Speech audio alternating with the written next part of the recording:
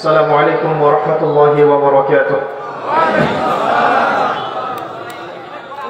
আপনারা বসেন, আপনারা যারা ইউটিউব চ্যানেল আছে আপনাদের জন্য মানুষ দেখতে পাচ্ছে না, আপনারা বসেন। আসসালামু আলাইকুম ওয়া রাহমাতুল্লাহ। আপনারা সবাই এক পাশে আসেন। মোবাইল আপনারা এই পাশে আসেন আর ওই পাশে যান। বেশবার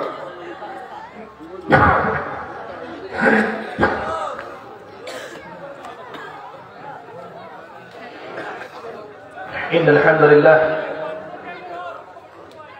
نحمده ونستعينه من يهده الله فلا مضل له ومن يضلل فلا هادي له ونشهد أن لا إله إلا الله وحده لا شريك له ونشهد أن محمدا عبده ورسوله أما بعد فقد قال الله تعالى في كلامه المجيد والفرقانه الحميد يا أيها الذين آمنوا اتقوا الله حق تقاته ولا تموتن إلا وأنتم مسلمون وقال الله تعالى ونزلنا عليك الكتاب تبيانا لكل شيء وهدى ورحمة وبشرى للمسلمين وقال رسول الله صلى الله عليه وسلم القرآن حجة لك أو عليك وقال عليه السلام إن الله يرفع بهذا الكتاب أقواما ويضع به الآخرين رب اشرح لي صدري ويسر لي أمري واحلل عقدة من لساني يفقه قولي اللهم فقهنا في الدين وعلمنا التأويل آمين يا أرحم الراحمين। সাউন্ডটা একটু পরিষ্কার করেন, ফেটে ফেটে যাচ্ছে।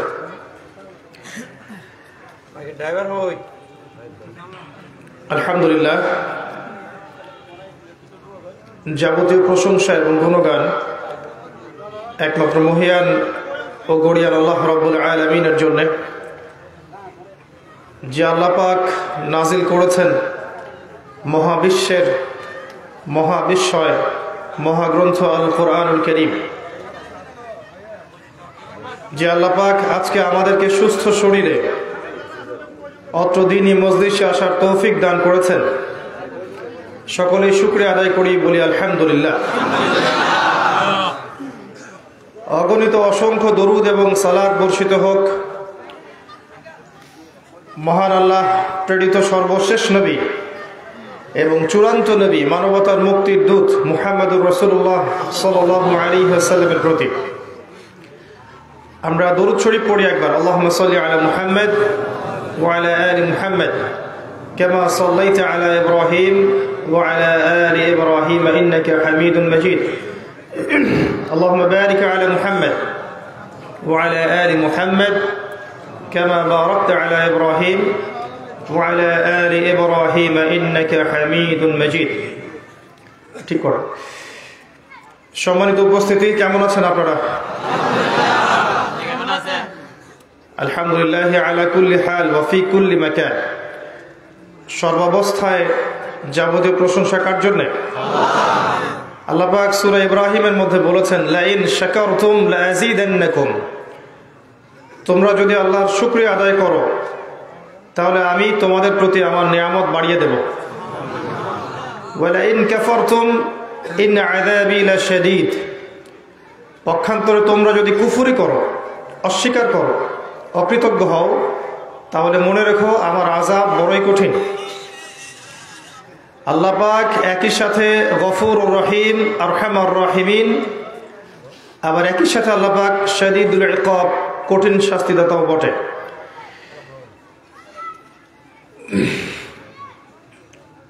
সাগর পাড়ের মানুষ আপনারা, তাই না? সাগর পাড়ের মানুষের বৈশিষ্ট্য কি? সাগর পাড়ের মানুষের মন সাগরের মতো বড় হওয়ার কথা। সমুদ্র আমাদেরকে কি শেখায়? বিশালতা, উদারতা। আরেকটা শিক্ষা আমি পেয়েছি, আমি যতবার সাগরের সামনে দাঁড়িয়েছি আপনাদের এই সি বিচগুলোতে আমি লক্ষ্য করেছি যে আমি খুব ক্ষুদ্র ছিলাম এবং সাগরটা বিশাল, যার কোনো শেষ নাই এবং প্রচণ্ড শক্তিশালী, গর্জন করছে, তার ভিতরে অনেক সম্পদ আছে, অনেক প্রাণী বাস করে, আল্লাহ পাকের বিশাল এক সৃষ্টি। কিন্তু ক্ষুদ্র আমি যখন তার সামনে দাঁড়াচ্ছি, সমুদ্র বিনয়ের সাথে আমার পা ধুয়ে দিচ্ছে। খেয়াল করেছেন? সমুদ্র বিনয়ের সাথে আপনার পা ধুয়ে দিচ্ছে, যদিও বা সে আপনার চেয়ে অনেক বড়। তো এখান থেকে শিক্ষা হচ্ছে, জীবনে যত বড়ই হয়ে যান না কেন বা যাই না কেন, যত বড় ডিগ্রি সার্টিফিকেট অর্জন করেন না কেন, যত টাকা পয়সার মালিক হন না কেন, পদমর্যাদা লাভ করেন না কেন, সাগরের বিনয়টা ভুলে যাবে না। ইবলিস অনেক জ্ঞানী ছিল না? ইবলিস কিন্তু জ্ঞানী ছিল। সে কি ফেরেশতা ছিল? না, সে কিন্তু ফেরেশতা ছিল না। কানা মিনাল জিন্নি, সে ছিল জিনদের একজন। সে ছিল জিনদের একজন। সে অনেক ইলম কালাম শিখেছিল এবং আল্লাহর অনেক ইবাদত করেছে। ইবাদত করতে করতে এমন একটা পর্যায়ে সে চলে গেছে যে যখন তাকে অনেক উচ্চ আসন দেয়া হয়েছিল, মর্যাদা দেয়া হয়েছিল। এই জ্ঞান, ইবাদত ইবলিসকে চিরস্থায়ী জাহান্নামী হতে বাঁচাতে পারলো না। কারণ কি? অহংকার। কারণটা কি? অহংকার। আল্লাহ পাক যখন বললেন ওয়াইয কুলনা লিল মালাইকাতি ইসজুদু লিআদম, যখন আল্লাহ বললেন যে হে ফেরেশতারা তোমরা আদমকে সিজদা করো, ফাসাজাদু, তারা সবাই সিজদা করলো, ইল্লা ইবলিস, ইবলিস সিজদা করলো না। আল্লাহ পাক জিজ্ঞাসা করলেন কেন সিজদা করলে না?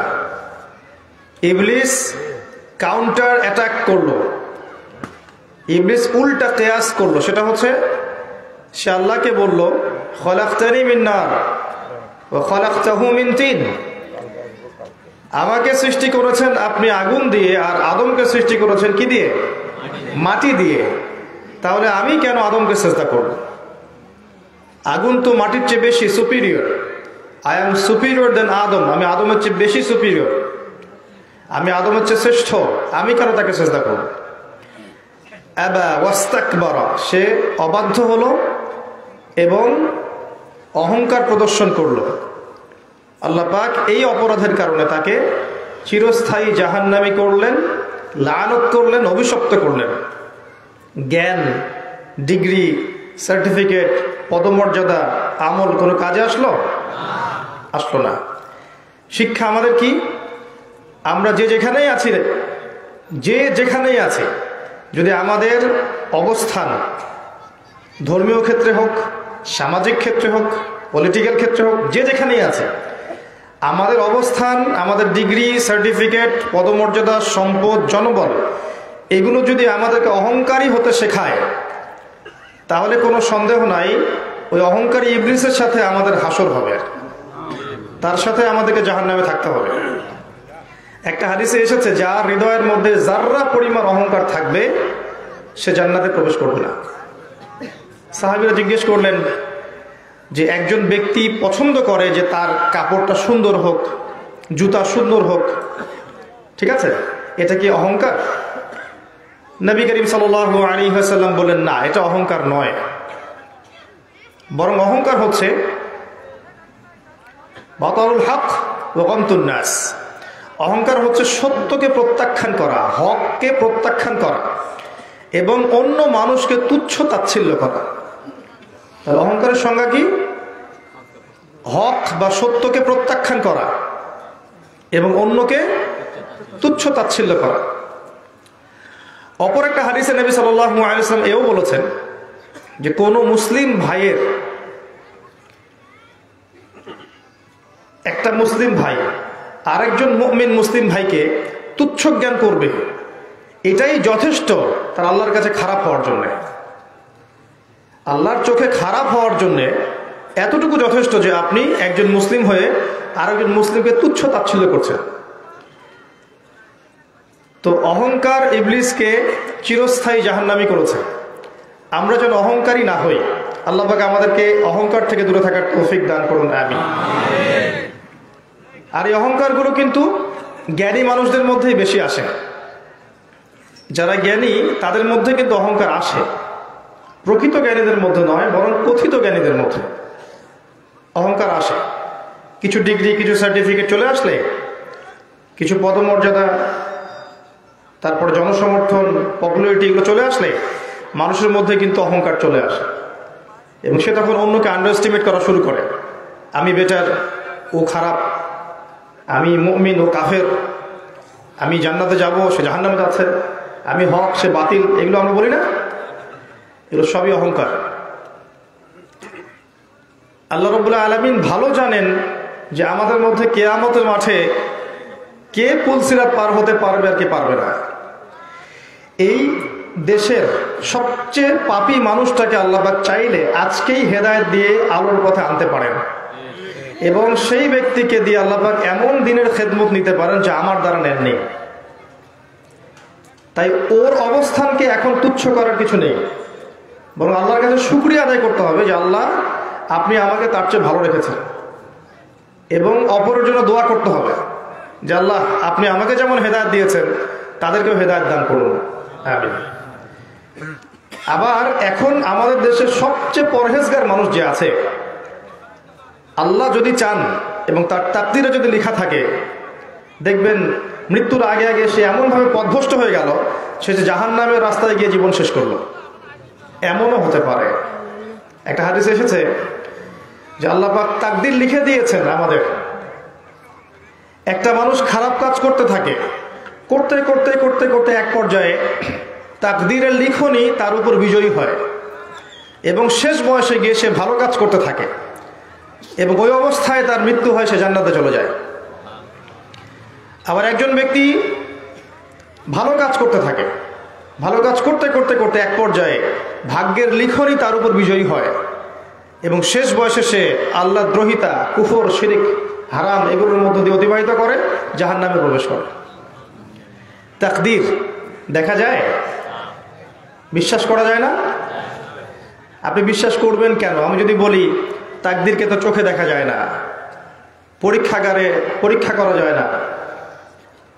পশ্চিমারা আমাদেরকে যে শিখিয়েছে যে পরীক্ষা নিরীক্ষা, যুক্তি, বিজ্ঞান এবং দর্শন এগুলোর মধ্য দিয়ে যা লাভ করা যাবে সেটাই হলো জ্ঞান, সেটাই সত্য। যেটা চাক্ষুষ দেখি না এটা সত্য না। তাদের মতে আল্লাহকে দেখা যায় না, এই কারণে আল্লাহকে বিশ্বাস করি না। কারণ আল্লাহকে পরীক্ষাগারে ল্যাবরেটরিতে বসে আপনি প্রমাণ করতে পারবেন না, পারবেন না? পারবেন না। কিন্তু আপনি যদি অন্তর্দৃষ্টি সম্পন্ন হন, ওই সাগর পাড়ে দাঁড়ালেই বুঝতে পারবেন একজন ইলাহ আছেন, তাই না? এই পুরো মহান সৃষ্টি অটোমেটিকলি হতে পারে? হতে পারে না। তাদের যুক্তি মতে আল্লাহ, ফেরেশতাগণ, এই যে রূহ বা আত্মা, আপনার কবরের আযাব, জাহান্নামের আগুন, আপনার ইল্লিন, সিজ্জিন, ঠিক আছে, এই মিজান, পুলসিরাত ইত্যাদি যেগুলো আমরা দেখি না, গায়েবের বিষয়, অদৃশ্য, এগুলোকে তারা বিশ্বাস করবে না। কারণ তাদের বিশ্বাসের মানদণ্ড হচ্ছে পরীক্ষা নিরীক্ষা পর্যবেক্ষণের মধ্য দিয়ে যদি উতরিয়ে না আসতে পারে সেটা সত্য না। এটার মধ্যে কি আপনি বিশ্বাস করছেন? এটাকে বিশ্বাস করলেন?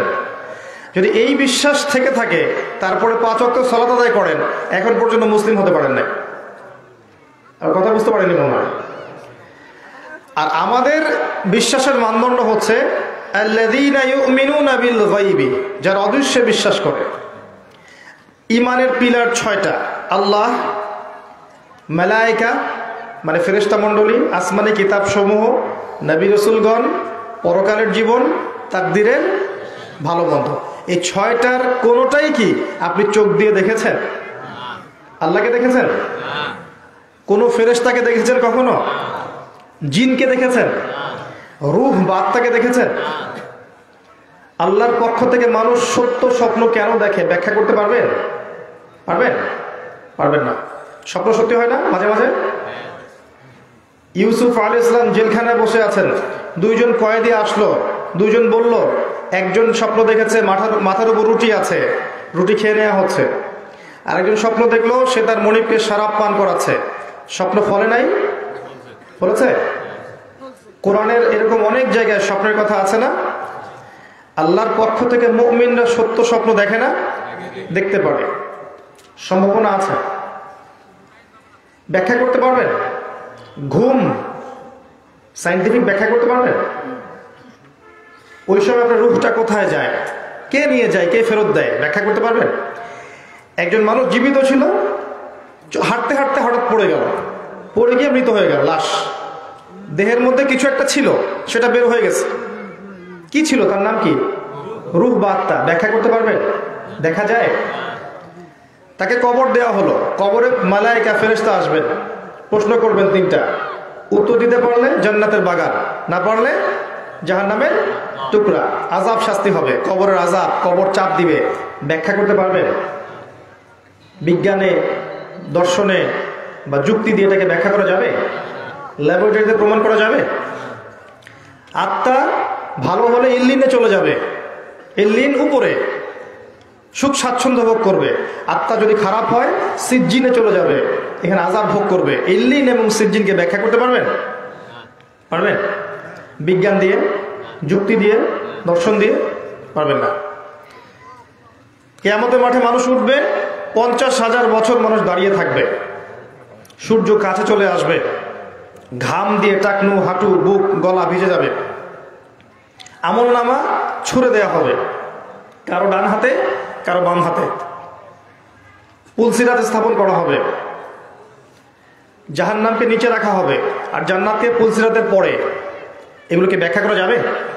দেখেছেন কখনো জান্নাতের হুর পড়ে? দেখেছেন জান্নাতের নাজ নিয়ামত? দেখেছেন জাহান্নামের শাস্তি? দেখেছেন জাহান্নামে যে হিংস্র শাস্তি দেওয়ার জন্য আল্লাহ পাক হিংস্র জীবজন্তু রেখেছেন? দেখেছেন কখনো?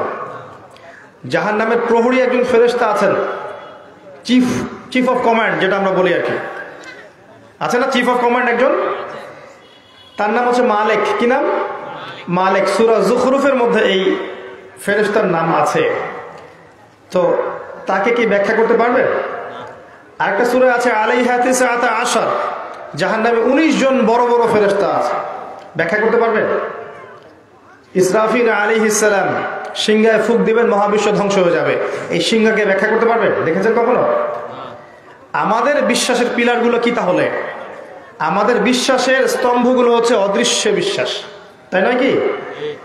আর যারা পশ্চিমা সংস্কৃতিতে এই গোলক ধাঁধায় পড়ে আছে, তাদের বিশ্বাসের মানদণ্ড হচ্ছে পরীক্ষা নিরীক্ষা পর্যবেক্ষণের মধ্য দিয়ে যেটা পাবো এটাই সত্য, এর বাইরে কোনো সত্য নাই। তাহলে এগুলো কি সত্য না? এগুলো সত্য না যেগুলো বললাম? যদি এগুলোকে কেউ সত্য বলে না বিশ্বাস করে, সে কি মুসলিম হতে পারবে? মুমিন হতে পারবে? এগুলো দিনের মৌলিক বিষয় নয়। এই মৌলিক বিষয়গুলোকে বিশ্বাস না করা পর্যন্ত একজন মুসলিম হতে পারবে না। ইসলামটা কি? আত্মসমর্পণ, তাই নয় কি? আল্লাহ পাক ইসলামের কথা বলতে গিয়ে যার কথা সবার আগে নিয়ে আসছেন তার নাম হচ্ছে ইব্রাহিম আলাইহিস সালাম। সূরা বাকারা আল্লাহ পাক বলেছেন ইয ক্বালা লাহু রাব্বুহু আসলিম, যখনই তার রব তাকে বলেছেন আত্মসমর্পণ করো। ক্বালা আসলামতু লিরাব্বিল আলামিন, তিনি বলেছেন বিনা বাক্য ব্যয়ে যে আমি আমার রবের নিকটে আত্মসমর্পণ করলাম। ইব্রাহিম আলাইহিস সালামকে বলা হচ্ছে স্ত্রী এবং সন্তানকে রেখে আসো ওই মক্কায়, ওখানে কোনো মানুষ নাই, কোনো শহর নাই, খাবার পানীয় কিছুই নাই। তিনি রেখে আসলেন, আল্লাহকে প্রশ্ন করলেন না। এই আদেশটার পিছনে যুক্তি কি, বিজ্ঞান কি, দর্শন কি, কারণ কি? প্রশ্ন করেছেন? আত্মসমর্পণ করেছেন। এই যে ইসলাম। তাকে বলা হচ্ছে তোমার ছেলে দৌড়ানো শিখেছে, এখন দৌড়াতে শিখেছে, তাকে জবাই করতে হবে। কি করতে হবে? যুক্তিতে আসে? দর্শনে প্রমাণ করতে পারবে? বিজ্ঞানে আসবে? আসবে না। ইব্রাহিম আলাইহিস সালাম কি করলেন?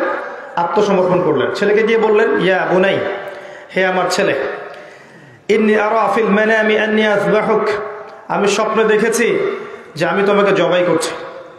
ফানজুর মাযা তারা, তোমার মতামত কি আমাকে বলো দেখি। যেমন বাপ তেমন বেটা, আমি বলি যেমন মা তেমন বেটা। কারণ এই সন্তান ইসমাইলকে তার বাবা মানুষ করেননি, বরং তার মা মানুষ করেছেন একা। কোন মা? যেই মাকে ওই মরুভূমিতে রেখে আসা হচ্ছে, আর তিনি বলছেন আপনি কি আল্লাহর আদেশেই কাজ করছেন? ইব্রাহিম আপনি কি আল্লাহর আদেশেই কাজ করছেন? কোথায় রেখে যাচ্ছেন আমাদেরকে? ইব্রাহিম আলাইহিস সালাম কথা বলতে পারেন না। স্ত্রী সন্তানকে এমন জনমানব শূন্য জায়গায় রেখে আসলে বুক ছটফট করবে না? কষ্ট লাগবে না? কষ্টে কথা বের হচ্ছে না। শুধু এতটুকু বললেন, মাথা নাড়ালেন যে হ্যাঁ আল্লাহর আদেশে আমি রেখে যাচ্ছি। তখন ওই মা, ইসমাইল আলাইহিস সালামের মা হাজেরা আলাইহিস সালাম, তিনি বলছেন ঠিক আছে, তাহলে আল্লাহ আমাদেরকে ধ্বংস করবেন না, আমি আল্লাহর প্রতি তাওয়াক্কুল করলাম, আল্লাহ আমাদের হেফাজত করবে ইনশাআল্লাহ। এই হলো মা। তারপর সাফা মারওয়া যে সাইর ঘটনা জানেন, একবার সাফা থেকে মারওয়া, মারওয়া থেকে সাফা, যারা হজ করেছেন এখানে অনেকেই তাওয়াফ করেছেন না? যদি সাফা মারওয়া তাওয়াফ না, সাই, যদি সাফা মারওয়া সাই করার সময় এই ফিলিংসটা না আসে যেটা হাজেরা আলাইহিস সালামের সেই কাজ, তাহলে এটা জগিং হবে, তাই না? রূহটা পাবে না। ওখানকার শিক্ষাটা কি? এটা হচ্ছে হাজেরা আলাইহিস সালামের সেই স্মৃতি আল্লাহ পাক কিয়ামত পর্যন্ত রেখে দিয়েছে। ওই যে এক মা তার সন্তানকে পানি পান করানোর জন্য ছুটেছেন, সেই যে দৃশ্যটা হৃদয় বিদারক, আল্লাহ পাক কিয়ামত পর্যন্ত দেখেন রেখে দিয়েছে। দেখেন নাই? ওই যে ইব্রাহিম আলাইহিস সালাম শয়তানকে পাথর মারলেন না, মনে আছে? তিনি জবাই করতে যাচ্ছেন, তখন শয়তান ধোঁকা দিচ্ছে না, তখন তিনি পাথর ছুড়লেন। ওই যে পাথর ছোড়ার যে সংস্কৃতি, আমল, এটা কিয়ামত পর্যন্ত আল্লাহ পাক রেখে দিয়েছেন। দেখেন নাই? এই যে ছেলেকে জবাই করতে যাচ্ছেন, আল্লাহর পক্ষ থেকে অন্য একটা প্রাণী জবাই হলো না, সেই যে ঈদুল আজহার সেই সুন্নাত কিয়ামত পর্যন্ত থাকবে না? থাকবে। এভাবে আল্লাহ পাক আল্লাহর মনোনীত বান্দাদেরকে, আত্মসমর্পণকারী বান্দাদেরকে, তাদের আমলকে, তাদের আকীদা আদর্শকে যুগ যুগ ধরে টিকিয়ে রাখেন। বলেন সুবহানাল্লাহ। ইব্রাহিম আলাইহিস সালাম এখানে প্রশ্ন করেননি কেন, কি জন্যে, কি যুক্তি, কি দর্শন, কিচ্ছু না। আল্লাহ পাক আদেশ করেছেন, করে ফেলেছেন। তখন ওই ছেলে বলছে, ইসমাইল, ইয়া বাতি, হে আমার বাবা, ইফআল মা তুমার, আপনাকে যে আদেশ করা হয়েছে আপনি করুন। সাতাজিদুনি ইনশাআল্লাহু মিনাস সাবিরিন, ইনশাআল্লাহ আপনি আমাকে ধৈর্যশীল পাবেন। এরকম একটা ছেলে দেখাতে পারবেন এখন? পাবজি, ফ্রি ফায়ার, আপনার ফ্রি মিক্সিং, গার্লফ্রেন্ডের পেছনে সময় ব্যয় করা, সারা রাত পর্নোগ্রাফি দেখা, জুয়া খেলা, ক্যাসিনোতে যাওয়া, জেনা করা। জেনা তো বুঝেন, জেনার হিসেব নেই, কতগুলো মেয়ের সাথে অবৈধ সেক্স করেছে, হিসেব নেই। জেনা, পর্ন, মাদক, আপনার অহেতুক খেলতামাশায় ব্যস্ত থাকা, আপনার ইউটিউবে পড়ে থাকা, ফেসবুক নিয়ে পড়ে থাকা, সারাদিন অনলাইনে গোতাগুতি করা, পড়াশোনা করা মন দিয়ে না করা, ছাত্র জীবনেই মাদক সেবন শুরু করা, কিশোর গ্যাং তৈরি করা, এই কাজগুলো কারা করছে? যারা এই কাজগুলো করছে এরা কি অমুসলিম? এরা কি হিন্দু না বৌদ্ধ না খ্রিস্টান? এই যুব সমাজ, এই মুসলিম যুব সমাজ কি কখনো ইসমাইল হতে পারবে? শুধু আল কোরআনের আলো ঘরে ঘরে জানো স্লোগান দিলেই কাজ হবে না। যতক্ষণ পর্যন্ত আপনি এই বিপুল পরিমাণ সংখ্যক এই যুব সমাজকে, পরবর্তী প্রজন্মকে আল্লাহর দ্বীনের পথে ফেরাতে না পারছেন, ততক্ষণ পর্যন্ত শুধু স্লোগান দিয়ে কাজ হবে না। যখন প্রত্যেকটা যুবক কোরআন পড়তে জানবে, ইনশাআল্লাহ অর্থ বুঝবে, কোরআনের হকগুলো আদায় করবে, আদেশ মানবে, নিষেধগুলো বর্জন করবে, দেখবেন অটোমেটিকলি কোরআনের আলো ঘরে ঘরে জ্বলে গেছে। অটোমেটিকলি, চাপ প্রয়োগ করতে হবে না আপনাকে। জ্ঞানের একটা বিপ্লব দরকার, পড়াশোনার একটা বিপ্লব দরকার এখন। তো ওইদিকে আমি পরে আসছি। আপনাকে বোঝাচ্ছিলাম যে ইসলাম হচ্ছে আত্মসমর্পণের নাম। ইব্রাহিম আলাইহিস সালাম প্রশ্ন করেননি বেশি আল্লাহ পাক। ইবলিস কি করেছিল? উল্টা প্রশ্ন করেছিল, কেন সেজদা করব, কেন সেজদা করব, আমি তো আগুন দিয়ে সৃষ্টি, ও তো মাটি দিয়ে সৃষ্টি। এই যে অহংকার, আল্লাহর আদেশকে যুক্তি দিয়ে, বিজ্ঞান দিয়ে, দর্শন দিয়ে কাউন্টার দেয়া, এই যে সংস্কৃতি, এই সংস্কৃতির কারণে কিন্তু ইবলিস কি হলো, ইবলিস কি হলো, অভিশপ্ত হয়ে গেল, কাফের হয়ে গেল। পক্ষান্তরে আদম আলাইহিস সালাম, নূহ আলাইহিস সালাম, নবী মূসা, নবী ঈসা, নবী হুদ, নবী শুআইব, দাউদ, সুলাইমান, ইব্রাহিম, মুহাম্মদ সাল্লাল্লাহু আলাইহি ওয়াসাল্লাম, তারা কি আল্লাহর আদেশের বিরুদ্ধে যুক্তি, বিজ্ঞান, দর্শন উপস্থাপন করতেন? করতেন না। যখন যে আদেশটা এসেছে মাথা পেতে নিতেন। এর নামই হচ্ছে ইসলাম। প্রত্যেকটা আদেশের পিছনে অবশ্যই যুক্তি আছে, অবশ্যই কোনো না কোনো কারণ আছে, ব্যাখ্যা আছে, বিজ্ঞান আছে, কিন্তু সবকিছু বোঝার ক্ষমতা আমার নাই। সবকিছু ব্যাখ্যা করার মতো জ্ঞান আল্লাহ আমাকে দেননি, এটা বুঝতে হবে। এই যে কয়েকটা বিষয় বললাম, এগুলোকে ব্যাখ্যা করতে পারবে? একটা সহজ প্রশ্নের উত্তর খুঁজে পাইনি আজ পর্যন্ত, যে এই মহাবিশ্ব কিভাবে সৃষ্টি হয়েছে। সায়েন্সের বইয়ের অভাব নাই, ফিজিক্সের, অ্যাস্ট্রোনমির যত বই আছে দেখবেন, এই বইগুলো পড়েন, বাংলা অনুবাদও হয়েছে অনেক বই, পড়লে দেখবেন কুল কিনারা খুঁজে পাওয়া যাচ্ছে না।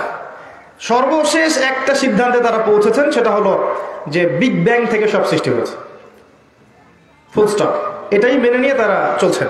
এটা একটা সূত্র, বিগ ব্যাং থেকে মহাবিশ্ব সৃষ্টি হয়েছে, এই সূত্রের উপর চলছে। এই তো কথা কঠিন হয়ে যাচ্ছে নাকি? বিগ ব্যাং এর নাম শুনেছেন?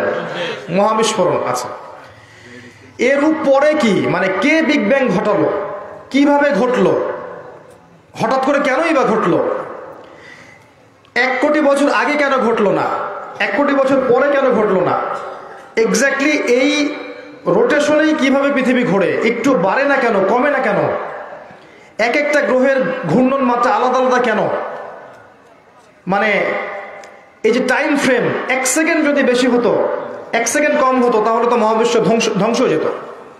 এই চাঁদের আর পৃথিবীর ডিস্টেন্স একটু বেশি একটু কম হলে জোয়ার ভাটার যে উত্থান পতন হতো, সব ডুবে যেত।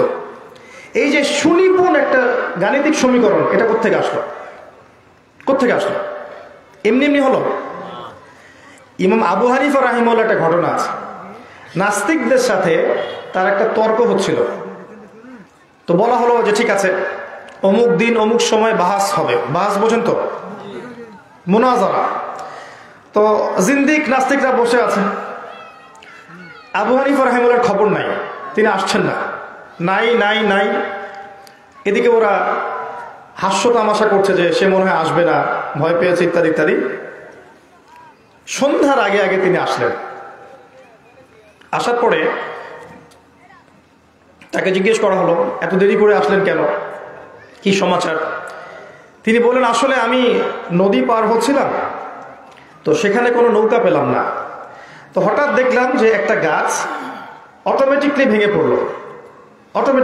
পড়লো, এবং অটোমেটিকলি গাছ থেকে কাঠ হয়ে গেল, কাঠ থেকে নৌকা হয়ে গেল।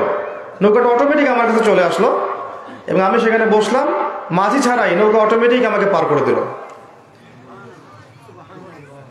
সুবহানাল্লাহ বলছেন? তো নাস্তিকরা বলছে, এটা কি আদৌ সম্ভব?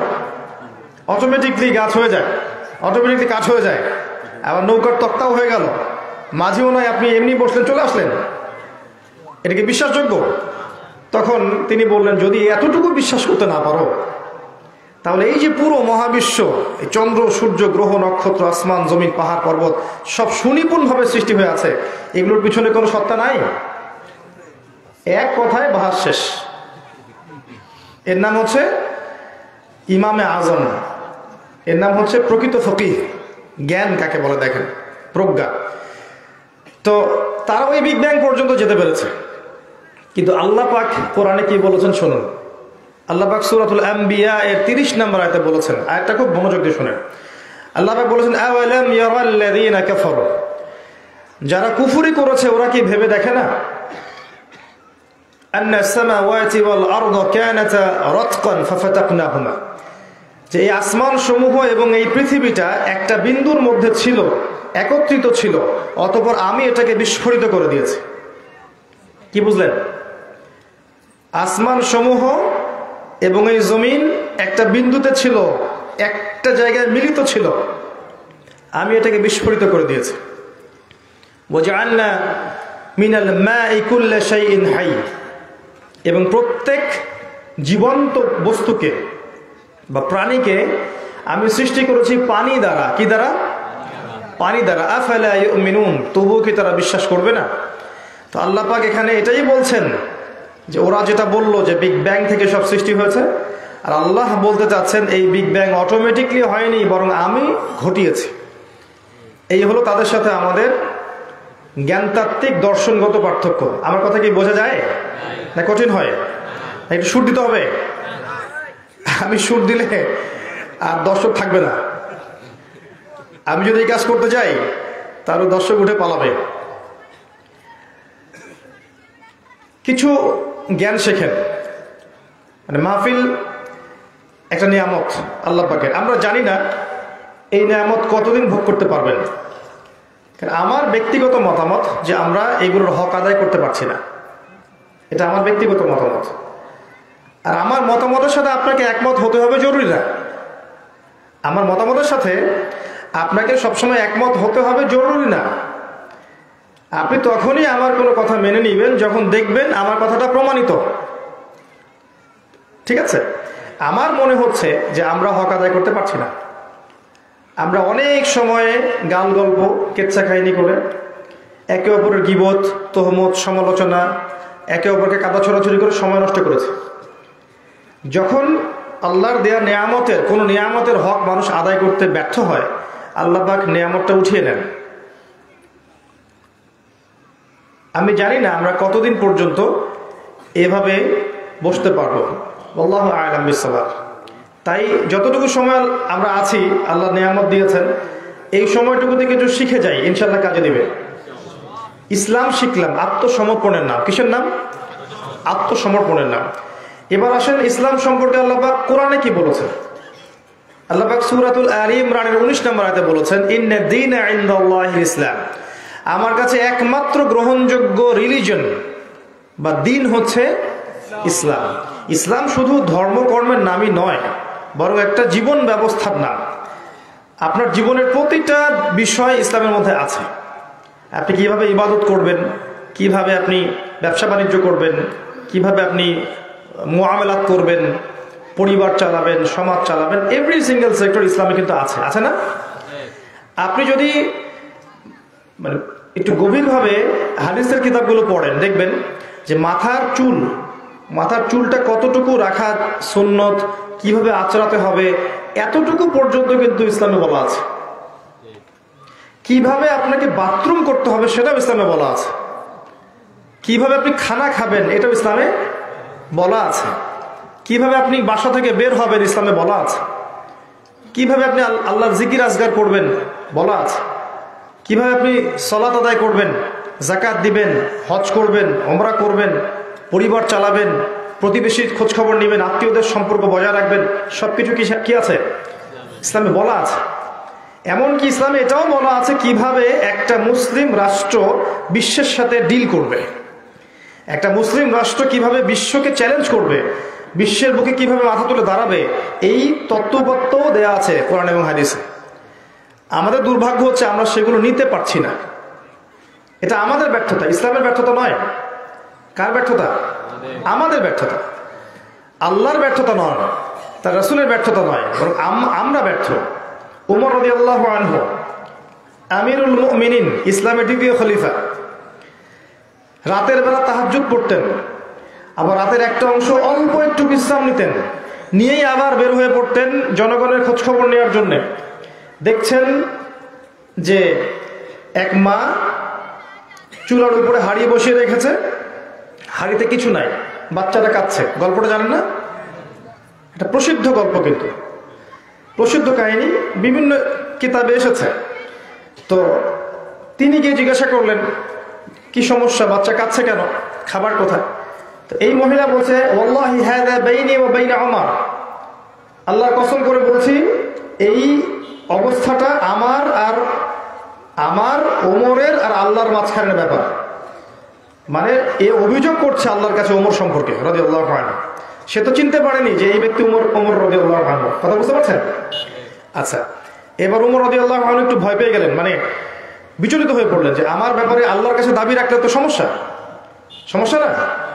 তিনি এমন মানুষ ছিলেন যিনি বলেছিলেন যে ইরাকের ফোরাত নদীর কিনারায় যদি কোনো ছাগলের বাচ্চা না খেয়ে মারা যায়, আমি ভয় পাই যে আল্লাহ পাক সেজন্য আমাকে জবাবদিহি করতে পারেন। এমন ছিলেন তিনি। আমিরুল মুমিনিন খেজুর পাতার মসজিদে বসে অর্ধবিশ্ব শাসন করেছেন, অর্ধবিশ্ব, এবং মাটিতে ঘুমাচ্ছেন। তার ব্যাপারে একটা প্রসিদ্ধ কথা আছে, হাকামতা আদালতা আমিনতা ফানিমতা। হে ওমর, তুমি বিচার কার্য পরিচালনা করেছো, ন্যায় বিচার করেছো, নিরাপত্তা দিয়েছো, এরপর ঘুমিয়েছো। তারপর তিনি কি করলেন? বললেন, ইয়া আমাত আল্লাহ, হে আল্লাহর বান্দি, একটু অপেক্ষা করো, আমি আসছি।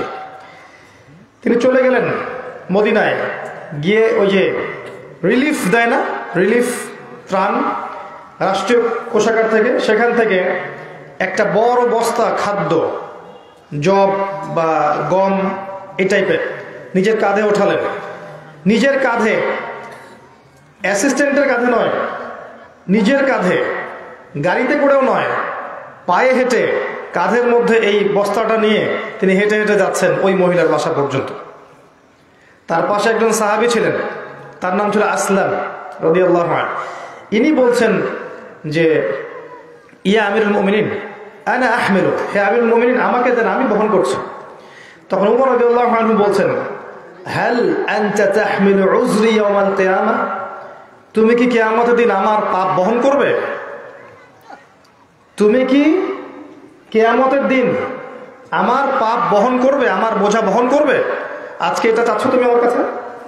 নিজে কাঁধে করে নিয়ে গিয়ে ওই মহিলাকে দিলেন, নিজের হাতে রান্না করে বাচ্চাগুলোকে খাওয়ালেন। এরপরে গিয়ে আল্লাহর কাছে কেঁদে কেটে দোয়া করলেন, আল্লাহ, তুমি আমাকে যে দায়িত্ব দিয়েছ, আমি হয়তো দায়িত্ব পালন করতে পারছি না, তুমি আমাকে ক্ষমা করে দাও। আমি কিভাবে আপনাকে বুঝাবো যে এগুলো হচ্ছে ইসলাম? ইসলামের এই সৌন্দর্যগুলো দেখে হাজার হাজার অমুসলিম ইসলাম কবুল করেছে। ইসলাম তরবারির জোরে ছড়ানো হয়নি, মানুষকে জোর করে, বোমাবাজি করে, সন্ত্রাসবাদ ছড়িয়ে এভাবে ইসলামের প্রচার হয়নি, কখনো হবেও না ইনশাআল্লাহ। ইসলাম এভাবে সৌন্দর্য দিয়ে প্রতিষ্ঠিত হয়েছে, ন্যায় বিচার দিয়ে, আদালত আমানত দিয়ে, মুসলিমদের তাকওয়া পরেজগারিতার চরিত্র দিয়ে। এখন এই যুব সমাজের চারিত্রিক এই অধঃপতনের দিকে তাকান, এরা কি আসলে সেই উম্মার সদস্য? আদৌ কি আমরা ওমর রাদিয়াল্লাহু আনহুর উত্তরসূরি, আবু বকর ওসমান আলীর উত্তরসূরি, খালিদ বিন ওয়ালিদ, তারিক বিন জিয়াদ, যায়েদ ইবনে হারেসা, জাফর ইবনে আবি তালিব, আব্দুল্লাহ বিন রওয়াহা, তাদের অনুসারী, বদর এবং উহুদের সাহাবীদের মতো আমরা?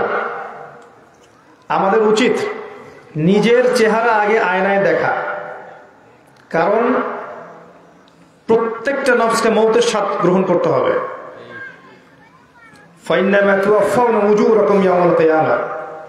এরপর কিয়ামতের মাঠে তোমাদেরকে পূর্ণ প্রতিদান দেয়া হবে।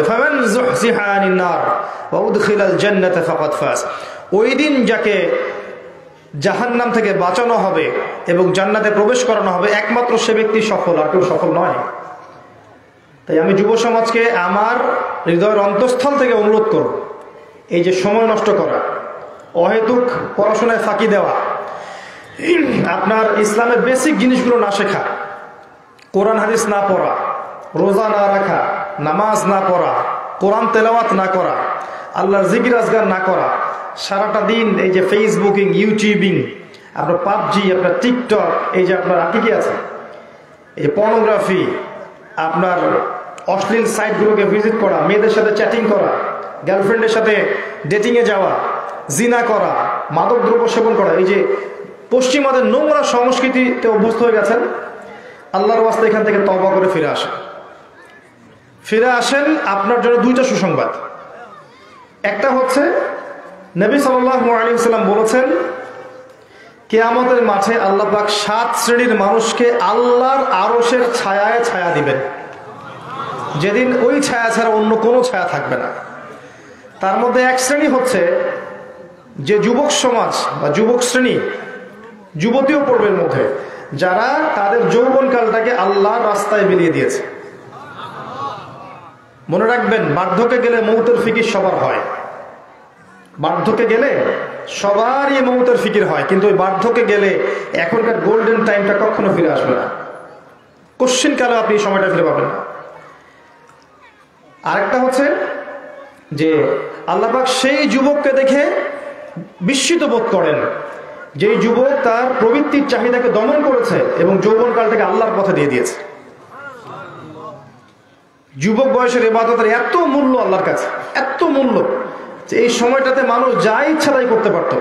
কিন্তু যুবক শ্রেণী আল্লাহকে ভয় করে, তার রাসূলকে ভালোবেসে, রাসূলের সুন্নাহগুলোর উপর আমল করলে, নামাজ পড়লে, রোজা রাখলে, তাহাজ্জুদ পড়লে, জিকির করলে, সৎ কাজের আদেশ করলে, অসৎ কাজে নিষেধ করলে, জ্ঞান অর্জন করলে, তিলাওয়াত করলে, এক কথায় ন্যায়ের পথে থাকলে আল্লাহ পাক অফুরন্ত নেকি পুরস্কার দিবেন ইনশাআল্লাহ তাআলা। আর মনে রাখবেন প্রিয় ভাইয়েরা, দুনিয়ার জীবনে আমরা যাদেরকে নিয়ে বসবাস করি আর কি, প্রকৃত অর্থে তারা আমাদের আপন নন। আমাদের প্রকৃত আপন সত্তা হচ্ছেন আল্লাহ রাব্বুল আলামিন। আল্লাহর চেয়ে আপন আপনার কেউ নেই পৃথিবীতে। তো সেই আল্লাহকে আপন করে নেন, আপনি বুদ্ধিমান। আর আল্লাহকে বাদ দিয়ে অন্য সব কিছুকে আপন করে নেবেন, আপনার মৌতের পরে আপনাকে এরা ভুলে যাবে। আপনার মৃত্যুর পরে এরা আপনাকে খুব বেশি দিন মনে রাখবে বলে মনে হয় না, রাখলেও বছরে বছরে একদিন। কিন্তু আল্লাহ রাব্বুল আলামিন একটা মুহূর্ত আপনাকে ভুলে থাকবেন না। একটা হাদিস মনে পড়লো যে আল্লাহ পাকের কাছে 100টা রহমত আছে, মানে 100 ভাগ রহমত আছে, দয়া আছে, ভালোবাসা আছে। তার মধ্যে 1 ভাগ তিনি সৃষ্টি জগতের মধ্যে দিয়েছেন। ওই যে গাভী তার বাচ্চাকে চেটে পরিষ্কার করে না, কুকুর তার বাচ্চাকে দুধ খাওয়ায় না, ওই 1 ভাগ রহমতের জন্য, 1 ভাগ দয়ার কারণে। বাকি 99 ভাগ রহমত আল্লাহ পাক তার নিজের কাছে রেখেছেন, যেটা দিয়ে তিনি কিয়ামতের মাঠে বান্দার প্রতি রহম করবেন। আমরা আল্লাহর রহমত পাবো ইনশাআল্লাহ। প্রয়োজন হচ্ছে তওবা করে ফিরে আসা। পাপ হবেই ভাই, জীবনে চলতে গেলে পাপ হবেই, উঠতে বসতে চলতে ফিরতে পাপ হতেই থাকবে, কিন্তু তওবাও হতে থাকবে ইনশাআল্লাহ। যত পাপ তত তওবা, যত পাপ তত তওবা। আপনি ঠান্ডা মাথায় এভাবে একটা কাগজ নিয়ে বসেন বাসায়, কাগজ নিয়ে বসে আপনি হিসেব করেন, যে মনে করেন, অঙ্ক করেন, মনে করেন আপনার হায়াত 60 বছর, কথার কথা চলে গেছে 30 বছর, বাকি আছে কত বছর? 30 বছর। শেষের 5 বছর মাইনাস করেন। এই 5 বছর আপনি চাইলেও মনের মতো আমল করতে পারবেন না, ঠিক আছে? শরীরে শক্তি থাকবে না, আপনার রোগ ব্যাধি থাকবে, ডায়াবেটিস, ক্যান্সার, হার্ট স্ট্রোক ইত্যাদি। নাউজুবিল্লাহ, আল্লাহ পাক হেফাজত করুন। থাকতে পারেন, সম্ভাবনা কি বেশি না?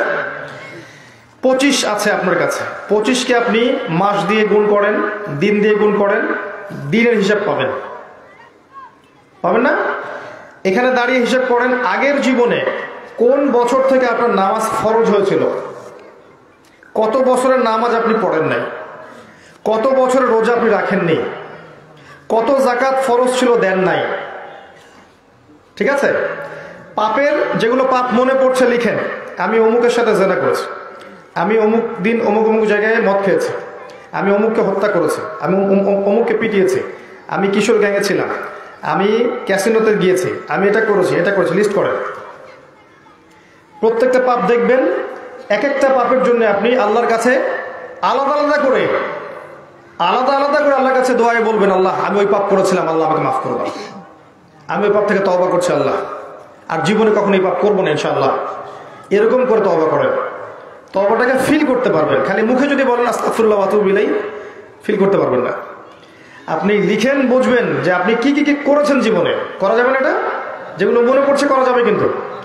এরপরে ওযু করবেন, করে সুন্দর করে 2 রাকাত সালাত পড়বেন, পরে চোখের পানি ছেড়ে আল্লাহর কাছে কান্নাকাটি করবেন, যে আল্লাহ এই কাজ আমি করেছিলাম, আমি প্রত্যেকটা কাজ আমি আল্লাহ স্বীকার করছি যে আমি এগুলো ভুল করেছি। আল্লাহ তুমি আমাকে যত নেয়ামত দিয়েছো সব নেয়ামত স্বীকার করছি আল্লাহ, এবং আমি যত পাপ করেছি, তোমার অবাধ্য হয়েছে, সব স্বীকার করছি আল্লাহ, তুমি আমার পাপগুলোকে মাফ করে দাও। এক মুহূর্তের মধ্যে আল্লাহ পাক মাফ করে দেবে ইনশাআল্লাহ তাআলা। শুধু তাই না, আল্লাহ পাক বলেছেন যে আল্লাহ পাক এই সমস্ত গুনাহগুলোকে নেকি দিয়ে পরিবর্তন করে দিবেন ইনশাআল্লাহ। ইল্লা মান তাবা ওয়া আমানা ওয়া আমিলা আমালান সালিহান, আছে না একটা সূরা ফুরকানে, ইল্লা মান তাবা। অনেক সময় পড়ে আছে, আগে পড়াশোনা শেষ করো, এসএসসি শেষ হোক, ইন্টার শেষ হোক, অনার্স শেষ হোক, মাস্টার্স শেষ হোক, একটা চাকরি আগে পাও, বিয়ে শাদী হোক, পরিবার হোক, শেষ বয়সে গিয়ে একটা হজ করে আলহাজ টাইটেল নিয়ে নেবে, ব্যাস হয়ে গেল। শয়তান আপনাকে বুঝাবে অনেক কিছু। মনে রাখবেন, ইন্নাশ শাইতানা কানা লিল ইনসানি আদুওয়াম মুবিনা, নিশ্চয়ই শয়তান মানুষের প্রকাশ্য স্পষ্ট শত্রু, এর ধোকায় পা দিবে না। ইবলিস অনেক স্মার্ট, কারণ তার অনেক বয়স হয়ে গেছে, সে অনেক প্রবীণ এবং প্রজ্ঞা অর্জন করেছে আর কি। সে কিন্তু অনেক স্মার্ট, সে জানে কিভাবে মানুষকে পদস্খলিত করতে হয়। সে মানুষকে নেক্সট সুরতেও ধোকা দিতে পারে। নেক্সট সুরতে মনে হচ্ছে ভালো কাজ করছি আমি, দেখবেন এই ভালো কাজের মধ্যেও দেখবেন ধোকা দিয়ে ফেলেছে, এত স্মার্ট। তো আমি যে পয়েন্টটাতে কথা বলছিলাম, যে যুব সমাজকে যদি ইব্রাহিমের মতো, ইসমাঈল আলাইহিস সালামের মতো, মুহাম্মদ সাল্লাল্লাহু আলাইহি ওয়াসাল্লামের আদর্শে উজ্জীবিত হয়ে জীবন করতে হয়, প্রথমে তওবা করতে হবে। খালেস তওবা করে সমস্ত পাপ ছেড়ে দিয়ে বাকিটা জীবন, এই যে 25 বছরের টার্গেট করে, এই 25 বছর আমি কি করতে চাই, আমার লাইফের গন্তব্য জান্নাত, জান্নাতে যেতে হলে আমার কি দরকার, আল্লাহর সন্তুষ্টি। আমি একটা জীবন পেয়েছি, এই 25 বছরের পর আমি আর থাকবো না পৃথিবীতে। এই সময়টুকুতে আমি কি করতে পারি নিজের জন্যে, নিজের পরিবারের জন্যে, আমার পরবর্তী প্রজন্মের জন্যে, ঠিক আছে, আমার উম্মার জন্যে, দেশের জন্যে বা রাষ্ট্রের জন্যে আমি কি করতে পারি, প্ল্যান করতে হবে। আমি কি পড়বো, এখন কোন কোন বই পড়বো, কোন কোন সাবজেক্ট পড়বো। পড়াশোনা করতে হলে আমাকে কার কার কাছে যেতে হবে, লিখে ফেলেন। পড়াশোনার পরে আমি কিভাবে আমল করব, দিন রাত কেমন করে গোছাবো, 24 ঘন্টা রুটিন করে ফেলেন। তারপরে আপনি রিজিকের দরকার, আমি কি রিজিক চাচ্ছি, হালাল না হারাম, আমি হালাল চাচ্ছি। হালাল যদি চাই, আমি হালাল জব খুঁজবো, হালাল ব্যবসা করব, হালাল কৃষিভিত্তিক কাজ করব, হালাল কিছু করব, হারামে যাব না। প্রত্যেকটা কাজ ক্যালকুলেশন করে করেন। বিয়ে করবো, এরপরে আমি কাকে বিয়ে করব, এই জিন্স এবং টি শার্ট পরা মেয়েকে, নাকি একটা পর্দাশীল মুত্তাকি মেয়েকে? যে মুত্তাকি মেয়েকে ঠিক চিহ্ন দিলেন, এবার আসেন মুত্তাকি মেয়ে খুঁজতে হবে। মুত্তাকি মেয়ে ফেসবুকে পাওয়া যাবে না, ওই মেসেঞ্জারে পাওয়া যাবে না, হোয়াটসঅ্যাপে, ইমো, ভাইবারে পাওয়া যাবে না। ওইখানে যোগাযোগ করতে হবে, উপরে যোগাযোগ করে বলতে হবে, রব্বানা, বলেন, হাবলানা মিন আজওয়াজিনা ওয়া যুররিয়াতিনা কুররাতা আয়ুন ওয়াজআলনা লিল মুত্তাকিনা ইমামা। সূরা ফুরকান শেষের দিকে আছে। এই দোয়া করতে থাকেন আল্লাহর কাছে, আল্লাহ পাক মিলাই দেবেন ইনশাআল্লাহ আযজা ওয়া জাল। ভুলেও ওই জিন্স এবং গেঞ্জি সংস্কৃতির মেয়েকে ঘরে তুলেন না, এই আপনার পরিবারটা জাহান্নামের টুকরা হয়ে যাবে। এই কাজ ভুলেও করতে যায় না। আর এটাও মনে রাখেন যে সব বোরখা মানেই মুত্তাকি পরহেজগার মেয়ে নয়, সব বোরখার পিছনেই দিনদার মেয়ে থাকে না, এটাও মাথা রাখবেন। ওইখানে কানেকশন করেন, ইনশাআল্লাহ আল্লাহ পাক ব্যবস্থা করে দিবেন ইনশাআল্লাহ। রিজিক কে দেয় ভাই? আসমান জমিন সৃষ্টির 50,000 বছর আগে, কত হাজার? 50,000 বছর আগে আল্লাহ পাক তাকদীর লিখে ফেলেছে, লিখা হয়ে গেছে। আপনার কার সাথে বিয়ে হবে, আপনার কয়টা বাচ্চা হবে, আপনি কত বছর থাকবেন পৃথিবীতে, কিভাবে মারা যাবেন, কোন দিন মারা যাবেন, এবং মৌতের পর আপনার কি হবে। এই পৃথিবীতে আপনি কত কোটি চালের দানা খাবেন, কত কোটি ডালের দানা খাবেন, কতগুলো মাছ খাবেন, কতগুলো মাংস খাবেন, সব লেখা আছে, সব লেখা আছে। আল্লাহ পাকের এই পুরো সিস্টেমের মধ্যে আমরা, এর বাইরে যাওয়ার কোনো ক্ষমতা নেই। মানুষ তো আল্লাহকে চিনে না, মানুষ আল্লাহকে চিনে না বলেই আল্লাহর অবাধ্য হয়। আমি একটা এক্সাম্পল দিয়ে বুঝাই। আল্লাহ পাক সেই সত্তা যে আমাদের এখানে মনে করেন সবাই জান্নাতে যাবে, কথার কথা, এই সব মানুষগুলো জান্নাতে যাওয়ার 1000 কোটি বছর পরে তারা জান্নাতে কি করবে আল্লাহ পাক এখনই সেটা জানেন, এই মুহূর্তে জানেন আল্লাহ পাক। আমাদের মধ্যে সবাই যদি নাউযুবিল্লাহ জাহান্নামেও যায়, জাহান্নামে যাওয়ার 1 কোটি বছর পরে তারা কি শাস্তি ভোগ করবে আল্লাহ পাক এখনই জানেন, রাইট নাও। মানুষ আল্লাহকে চিনে না, কিচ্ছু ছিল না একসময়, আল্লাহ একা ছিলেন, একসময় কিচ্ছু থাকবে না, আল্লাহ একা থাকবেন। যেই ফেরেশতা মানুষের রূহ কবজ করে সেও থাকবে না, থাকবে, তাকেও মৌতের স্বাদ ভোগ করতে হবে, এমনকি মৃত্যুকেও মৌতের স্বাদ গ্রহণ করতে হবে। এটা একটা মজার কথা না?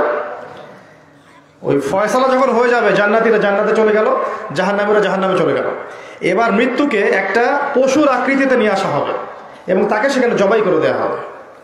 আর কোনো মৃত্যু নেই, শেষ। এটা দেখে জান্নাতীদের উৎফুল্লতা আরো বেড়ে যাবে, আর মৌত নাই, একটা মৌত হয়ে গেছে, আর মৃত্যু হবে না, সুবহানাল্লাহ, আর কোনোদিন মৌত নাই, চিরস্থায়ী জান্নাতে থাকবো ইনশাআল্লাহ। আর এই দৃশ্য দেখে জাহান্নামীদের আক্ষেপ আরো বেড়ে যাবে, হায় মৌত থাকলে তো শাস্তি ভোগ করে মারাই যেতাম, এখন সেটাও আর হবে না। সূরা আলার মধ্যে আছে না, এটা কি জানি, সুম্মা লা ইয়ামুতু ফিহা ওয়ালা ইয়াহইয়া, তারা মৃত্যুবরণ করবে না, জীবিতও থাকবে না। এত ভয়াবহ আযাব হবে, আল্লাহ পাক হেফাজত করুন। একটা কথা তখন বলতে চেয়েছিলাম, মাথা থেকে চলে গেছে, এখন মনে পড়লো। ওই যে জাহান্নামের ফেরেশতা মালিক, মনে আছে?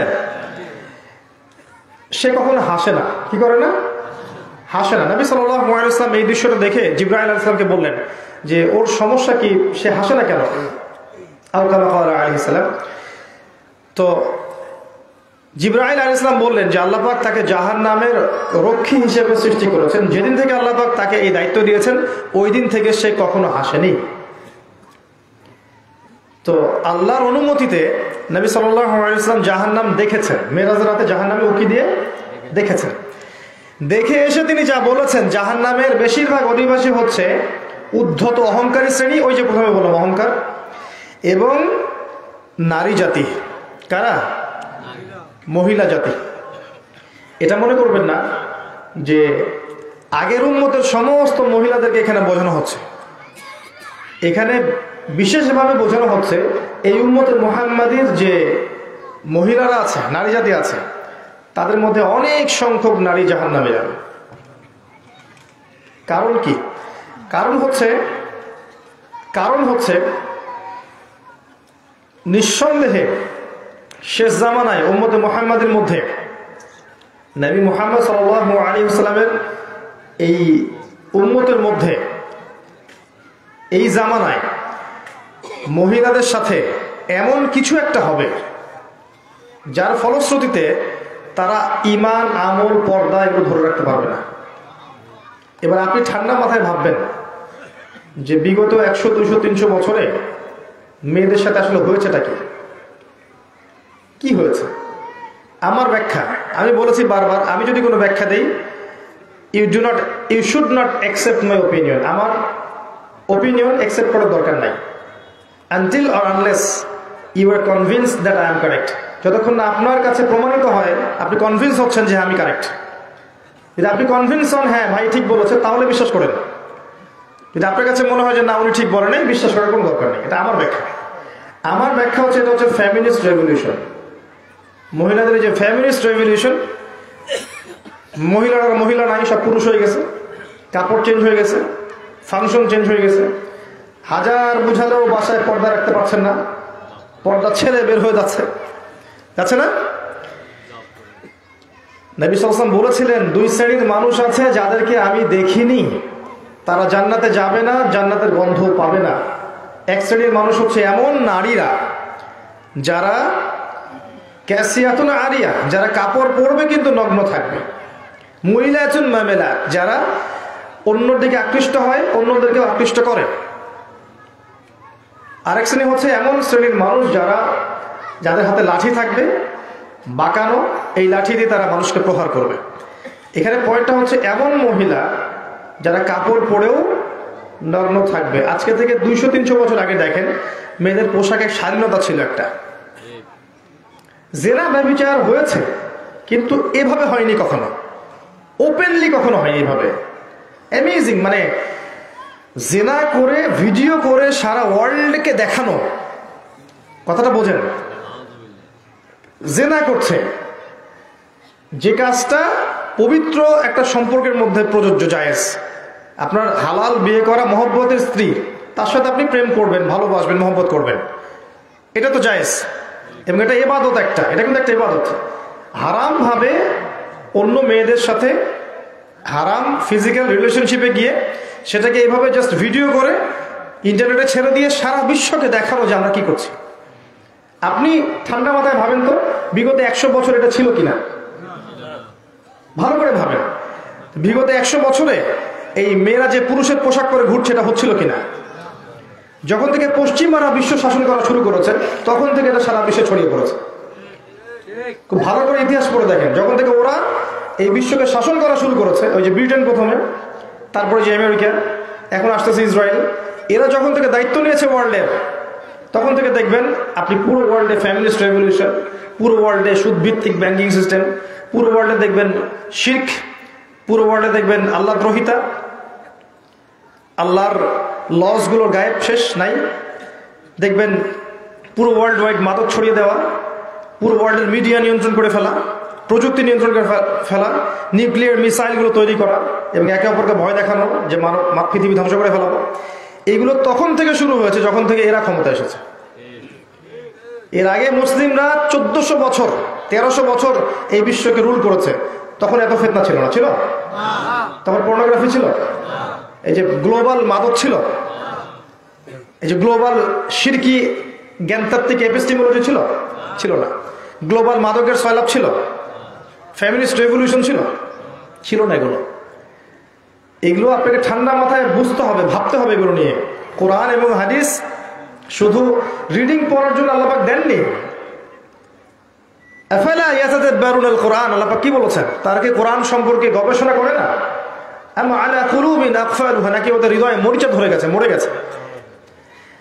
কোরআন হাদিস আল্লাহ পাক এমনি এমনি দেননি, ভাবতে হবে। এগুলোর সাথে প্রেক্ষাপটকে মেলালে আপনি বুঝতে পারবেন যে আগের এই যুগগুলো বর্তমান কালের ফিতনার যুগ এক নয়। আপনাকে বাইরের চোখ ভিতরের চোখ দিয়ে দেখতে হবে, দুই চোখ দিয়ে দেখতে হবে, ভিতরের কান দিয়ে শুনতে হবে, কলবকে চিন্তা করতে হবে, আল্লাহর নূর দিয়ে দেখতে হবে। বাহ্যিক চোখ দিয়ে দেখলে বুঝতে পারবেন না সবকিছু আপনি। আমি যুব সমাজকে রিকোয়েস্ট করব, জীবনটাকে মূল্যায়ন করেন, হায়াত হিসেব করেন, জীবনের টার্গেট ফিক্স করেন, কি করবেন, কিভাবে করবেন প্ল্যান করেন, করে আপনার পরিবারের সাথে শেয়ার করেন। আপনি বিজ্ঞ ওলামায়ে কেরামের সাথে বসে শেয়ার করেন, সেই সব ওলামায়ে কেরামের কাছে যান যে ওলামায়ে কেরামদের মনে কোনো অহংকার নাই। কি নাই?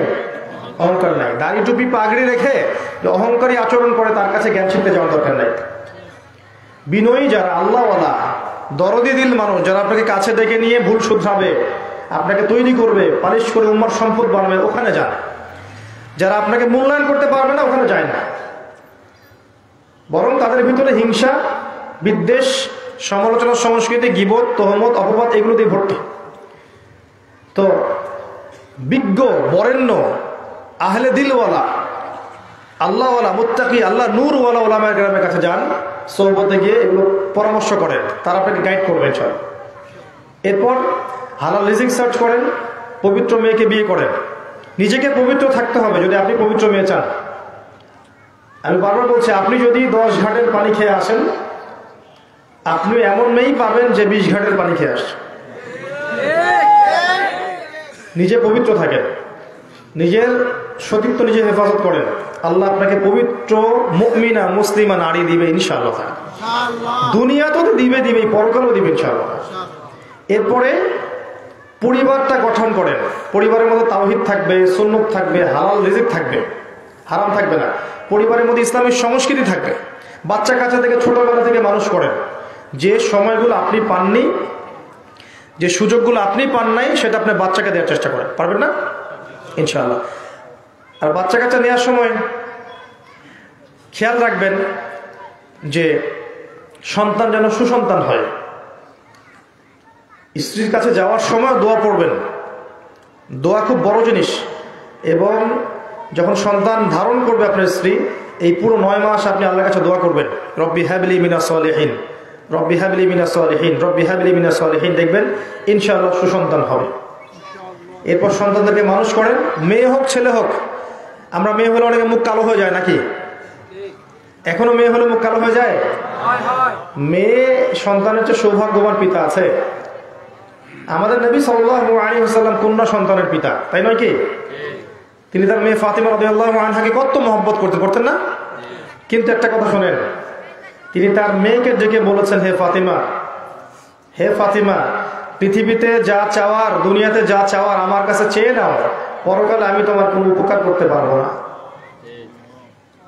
আয়েশা রাদিয়াল্লাহু আনহাকে নবীজি বলেছেন সাল্লাল্লাহু আলাইহি ওয়াসাল্লাম, পরকালে কয়েকটা জায়গা আছে যেখানে আমি তোমাকে চিনতে পারবো না হে আয়েশা। যখন আমল নামা ছুড়ে দেওয়া হবে, যখন জাহান্নামকে কাছে ডেকে আনা হবে, জাহান্নাম প্রচন্ড গর্জন করবে, যখন পুলসিরাত পার করানো হবে, আমি তোমাকে চিনতে পারবো না। আর আজকে আমরা কি মনে করি যে অমুক পীর সাহেব আমাকে বাঁচিয়ে দিবে, নাকি অমুক কবরে শোয়া মানুষ তো আমাকে পরকালে পার করিয়ে দিবে না? আমরা আকীদা এরকম পোষণ করি না এখন? এগুলো ভয়ঙ্কর আকীদা। নিজের ঈমান, নিজের আমল, নিজের তাকওয়া ছাড়া পরকালে নাজাত দেওয়ার কেউ নেই। হ্যাঁ, নবী সাল্লাল্লাহু আলাইহি ওয়াসাল্লাম উম্মার কবিরা গুনাহগার ব্যক্তিদের জন্য কি করবেন? সুপারিশ করবেন। কবিরা গুনাহগার ব্যক্তিদের জন্য সুপারিশ করে তাদেরকে তিনি জান্নাতে নিয়ে যাবেন, এটা ঠিক আছে। সুপারিশ করবেন কখন? যখন আল্লাহ পাক তাকে ইখতিয়ার দিবেন, অনুমতি দিবেন। এই সুপারিশ ইনশাআল্লাহ আমরা পাবো। এছাড়া কোরআন সুপারিশ করবে, আপনার সিয়াম রোজা সুপারিশ করবে, আপনি দান সাদাকার ছায়া থাকতে পারবেন। ওই যে বললাম, যৌবন যারা আল্লাহর পথে দিলে আরো সে ছায়া থাকতে পারবেন। কোরআনওয়ালা যারা আহলে কোরআন, কোরআনের হাফেজ, আহলে কোরআন, এরাও সুপারিশ করতে পারবে। আল্লাহ পাক ইখতিয়ার দিবেন, তারা নিজের ক্ষমতায় পারবে এমন নয়। আল্লাহ যখন তাদেরকে সম্মানিত করবেন, তারা তখন এই কাজটা করবে। শহীদ, আল্লাহর পথে শহীদ, তিনি তার পরিবারের কিছু মানুষকে জাহান্নাম থেকে নিয়ে যেতে পারবেন জান্নাতে। আল্লাহ অনুমতি দিবেন, আল্লাহ তাকে সম্মানিত করবেন। এগুলো আল্লাহর ক্ষমতা, মানুষের ক্ষমতা নয়। কিন্তু তো মূল কথাটা হচ্ছে যে যৌবনকালটাকে আল্লাহর পথে দিয়ে দেন, এটা প্রথম সাজেশন। ইসলাম পরিপূর্ণরূপে পালন করেন, এটা একটা দিনের নাম। আপনার জীবনের প্রত্যেকটা বিষয়ের সমাধান এখানে আছে। আপনি যে দিক কল্পনা করেন না কেন, ইবাদত থেকে শুরু করে আপনার বিশ্ব পর্যন্ত প্রত্যেকটা সেক্টরের হেদায়েত এখানে আছে। আল্লাহ পাক সূরা নাহলের 89 নম্বর আয়াতে বলেছেন, ওয়া নাযালনা আলাইকাল কিতাব তিবয়ানান লিকুল্লি শাই ওয়া হুদা ওয়া রাহমাতান ওয়া বুশরা লিল মুসলিমিন। হে নবী, আমি আপনার কাছে এমন একটা কিতাব নাজিল করেছি যেই কিতাবে প্রত্যেকটা বিষয়ের ব্যাখ্যা আছে। তিবয়ানান লিকুল্লি শাই ওয়া হুদান, এবং এটা হেদায়েত, ওয়া রাহমাতান, এটা দয়া, ওয়া বুশরা লিল মুসলিমিন, মুসলিমদের জন্য সুসংবাদ। ইসলাম এর পিলার কয়টা? 5টা। তার আগে একটা কথা বলি, আল্লাহ যে বললেন একমাত্র দিন আমার কাছে কি? ইসলাম। অন্য রিলিজনগুলোর কি হবে তাহলে? একটা ভালো প্রশ্ন। শোনেন, যখন নূহ আলাইহিস সালাম ছিলেন, তিনি মুসলিমই ছিলেন এবং তার ধর্মের নাম ইসলামই ছিল। যখন ইব্রাহিম আলাইহিস সালাম ছিলেন, তার রিলিজনের নাম ইসলামই ছিল, তিনি মুসলিমই ছিলেন। দাউদ, সুলাইমান, ঈসা, মূসা, শুআয়ব, হুদ, সালেহ, মুহাম্মদ সাল্লাল্লাহু আলাইহি ওয়াসাল্লাম, কোন নবী মুসলিম ছাড়া অন্য কিছু ছিলেন না। ইসলাম নতুন কোন ধর্ম নয়, বরং সৃষ্টির শুরু থেকে এই ধর্ম চলে আসছে। কথা কি বুঝতে পারছেন? আল্লাহ পাক এই সূরার মধ্যে বলেছেন, ওয়া মান ইয়াবতাগি গায়রাল ইসলামি দীনান ফালা ইউকবাল মিনহু। কেউ যদি আল্লাহর এই দিন ইসলাম ছাড়া অন্য কোনো দিন তালাশ করে, ফালা ইউকবাল মিনহু, লা ইউকবালা, কোশ্চিন কালেও এটা তার কাছ থেকে কবুল করা হবে না। উত্তর পেয়েছেন? ইসলামের বাইরের গুলো কি হবে? এটা উত্তর। কোরআনে আল্লাহ পাক এটা বলেছে, সূরা আলে ইমরানের মধ্যে আছে। আল্লাহ আরো বলেছেন যে তবে কি তারা জাহেলিয়াতের হুকুম তালাশ করছে? আফা হুকমুল জাহেলিয়াতি ইয়াবগুন ওয়া লাহু আসলামা মান ফিস সামাওয়াতি ওয়া মান ফিল আরদ তাওআন আও কারহান ওয়া ইলাইহি ইরজিউন। তারা কি আল্লাহর দিন ব্যতীত অন্য দিন তালাশ করছে, অথচ আল্লাহর সামনে আসমান জমিনের সবকিছু অলরেডি আত্মসমর্পণ করেছে এবং তার কাছে ফিরে যেতে হবে। তো এই আয়াতগুলোতে বোঝা যায় ইসলাম একমাত্র গ্রহণযোগ্য রিলিজিয়ন আল্লাহর কাছে। অন্য কিছু তালাশ করলে আপনি কবুল করাতে পারবেন না। হ্যাঁ, আপনি যদি ভালো কাজ করেন তাহলে সেই ভালো কাজের প্রতিদান আল্লাহ এই দুনিয়াতেই দিয়ে দিবেন, পরকালে তার কোনো অংশ থাকবে না। নবী সাল্লাল্লাহু আলাইহি ওয়াসাল্লামের সামনে ওমর রাদিয়াল্লাহু আনহু একদিন তাওরাত পড়ছিলেন, এমনি পড়ছিলেন। উনি কি তাওরাতে বিশ্বাস করতেন এমন? তাওরাতের অনুসারী ছিলেন এমন না, এমনি ভালো লাগা থেকে পড়ছিলেন, জাস্ট পড়ছিলেন। নবী সাল্লাল্লাহু আলাইহি ওয়াসাল্লাম এই দৃশ্যটা দেখে রাগে তার চেহারা লাল হয়ে গেল। তিনি বললেন, ইয়া ওমর, হে ওমর, তুমি তাওরাত পড়ছো? আমার সামনে তুমি তাওরাত পড়ছো? লাউ কানা মূসা হাইয়ান, যদি মূসা যার উপর তাওরাত নাযিল হয়েছিল এই মূসা যদি এখন জীবিত থাকতো, ফাত্তাবা'তুমূহু, আর তোমরা তার অনুসরণ করতে, ওয়া তারাকতুমুনি, আর আমাকে ছেড়ে দিতে, লা দালালতুম আন সাওয়াইস সাবিল, তাহলে তোমরা সঠিক পথ থেকে বিচ্যুত হয়ে যাবে। লাউ কানা মূসা হাইয়ান, যদি মূসা এখন জীবিত থাকতো তাহলে ওয়াদরাকান নবুয়তি, এবং আমার নবুয়ত পেত, লাত্তাবা'আনি, অবশ্যই তার উপর কর্তব্য ছিল আমার অনুসরণ করা। কথা কি বুঝতে পারছেন? মূসা, দাউদ, সুলাইমান, অন্য সম্প্রদায়ের বইপত্র তো অনেক দূরের কথা, সেই নবীগণ যদি এখন জীবিত থাকেন, পৃথিবীতে আবার আসেন, তাদের জন্য কোরআন হাদিস এর বাইরে কিছু অনুসরণ করা যায় হবে না। এমনকি ঈসা ইবনে মারিয়াম যখন আসবেন, তিনি কি নতুন ধর্ম নিয়ে আসবেন? ওই ঈসা আলাইহিস সালাম যে আবার আসবেন আপনারা জানেন তো নাকি? বিশ্বাস করেন?